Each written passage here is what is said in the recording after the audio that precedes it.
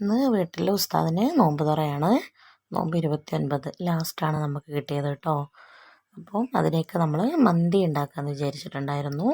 അപ്പം അതിന് ആവശ്യമായിട്ടുള്ള ചിക്കന് വലിയ പീസാണ്. അത് നമ്മൾ ഉപ്പ് മാത്രം ഇട്ടിട്ട് ഒന്ന് വേവാൻ വേണ്ടിയിട്ട് പുഴുങ്ങിയെടുക്കാൻ വേണ്ടി വെച്ചിട്ടുണ്ട്.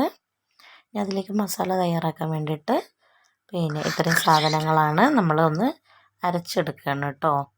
ഇലകളും എല്ലാം കൂടെ ചേർത്തൊരു പച്ച മസാല ഉണ്ടാക്കാൻ വേണ്ടിയിട്ട് അത് ഓരോന്നായിട്ട് നമ്മൾ അരച്ചെടുക്കുകയാണ്.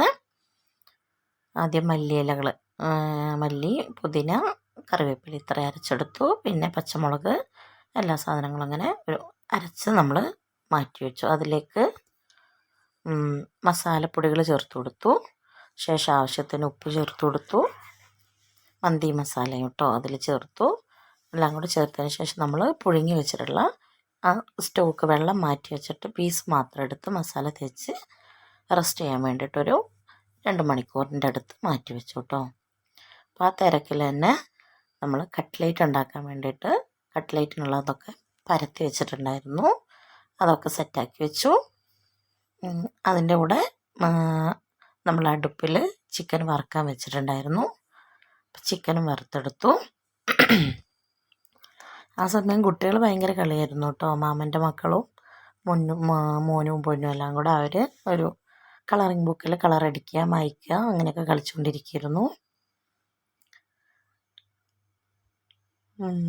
അതിന് ശേഷം വാഴപ്പഴം പൊരിക്കാൻ വേണ്ടി പഴംപൊരി ഉണ്ടാക്കിക്കൊണ്ടിരിക്കുകയായിരുന്നു ചെറിയമ്മായി.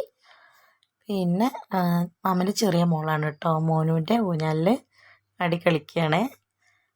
കുറേ വാശി പിടിച്ചിട്ട് പിന്നെ ഞങ്ങൾ അത് അഴിച്ചു കൊടുത്താണ്. അപ്പോൾ കുട്ടികളൊക്കെ അങ്ങനെ കുട്ടികളുടേതായിട്ടുള്ള പരിപാടികളിൽ അവരും അങ്ങനെ കളിക്കാൻ തുടങ്ങി.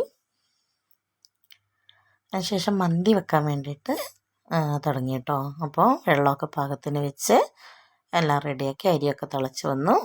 അപ്പോൾ മന്തീൻ്റെ പരിപാടിയൊക്കെ അങ്ങനെ ഒരു സൈഡിൽ നിന്ന് അതും നടക്കുന്നുണ്ട്. അപ്പോൾ ഇപ്പോൾ മന്തിയൊക്കെ ആയി റെഡി ആയിട്ടുണ്ട്. നമ്മുടെ പീസൊക്കെ വെച്ച് എല്ലാം സെറ്റാക്കി പുകയൊക്കെ ഇട്ടിട്ടുണ്ടായിരുന്നു. അപ്പം ദമ്മ് പൊട്ടിച്ചെടുത്തിട്ടുണ്ട് കേട്ടോ. പിന്നെ അതെല്ലാം ഒന്ന് മിക്സ് ചെയ്തെടുത്തു. അങ്ങനെ നോമ്പ് തുറക്കുള്ള മന്തി റെഡി ആയിട്ടുണ്ട്. പിന്നെ അതിൻ്റെ ഇടയ്ക്ക് തന്നെ അമ്മച്ചി പത്തിരി ഉണ്ടാക്കിയിട്ടുണ്ടായിരുന്നു കേട്ടോ. പത്തിരിക്ക് ചിക്കൻ കറിയും ബീഫ് വരട്ടിയതൊക്കെ ആയിരുന്നു അതിൻ്റെ സ്പെഷ്യലായിട്ടുണ്ടായിരുന്നത്. പിന്നെ അപ്പം ബാങ്ക് കൊടുക്കാനായിട്ടുണ്ട്. എല്ലാം ടേബിളിൽ സെറ്റാക്കി വെച്ചിട്ടുണ്ട്. ജ്യൂസ്, കട്ട്ലേറ്റ്, പഴംപൊരി, പിന്നെ ഈത്തപ്പഴം, ബത്തക്ക ജ്യൂസായിരുന്നു അടിച്ചിട്ടുണ്ടായിരുന്നത്, ചായ. പിന്നെ കുട്ടികളൊക്കെ റെഡി ആയിരുന്നിട്ടുണ്ട്. ബാങ്ക് കൊടുക്കാൻ വേണ്ടിയിട്ട് അവരെയൊക്കെ എല്ലാവരെയും സെറ്റാക്കി ഇരുത്തിയിട്ടുണ്ടായിരുന്നു.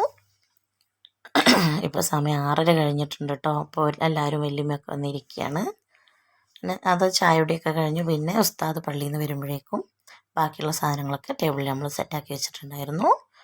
സാലഡ് ഉണ്ട്, മയണൈസ് ഉണ്ട്, ചുവന്ന ചമ്മന്തി ഉണ്ട്, പിന്നെ ഗ്രീൻ ചട്നി ഉണ്ട്, പത്തിരി ഉണ്ട്, ബീഫ് കറി ഉണ്ട്, ചിക്കൻ കറി ഉണ്ട്.